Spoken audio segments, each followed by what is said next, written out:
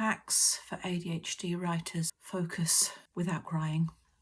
Hi, I'm Teresa and I am a writer with ADHD. There is one thing I kind of need to get out in the open. That is, I'm kind of a bit of a hybrid. I am an indie writer, but I am also seeking representation. But as the wheels of traditional publishing grind exceeding slow, I'm going to continue being an indie writer because I can't stop writing. What do you do when you've finished your book and you know the next thing is to just chunk through it all and get it sorted out? I always say, get it written, then get it right. And no excuses now, you're into the getting it right phase. Well, here's my 4 favourite tips that might help you. Number 1, forget about the book for a few weeks or months. For me, admittedly, it's usually days. I don't know whether that's anything to do with enthusiasm or just really bad memory. That way, when you do come back to it, you'll have that one thing that is absolutely invaluable: fresh eyes. 2, use those fresh eyes to read your book like a reader and not as a writer. In other words, this will feel like somebody else's book when you look at it. Fresh eyes. Number 3, talk to yourself out loud about what you're reading, whether you like it, whether it's clunky. Give your opinions. Also helpful, make notes. One thing I will say with making notes is do make a note of the page and the line number if you can, because that'll make it way easier to come back to it. 4, normally you should talk to yourself the way you would talk to others, which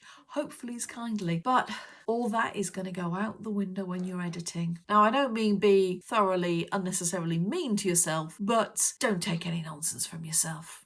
Bonus tip number 5, why not turn your document into a PDF? Because then you can send it over to your Kindle or send it over to iBooks and you can read it as though it is a book. And it'll also make you a lot more aware of what's going on the page. And also it'll create that distance because suddenly it's a book you're reading and it's not your baby, because it creates that level of distance between you and your document. Do you have a tip that you would love to share with everybody? If so, leave it in the comments or just say hi.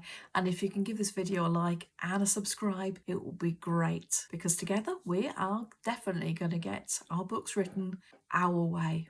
Till next time, bye.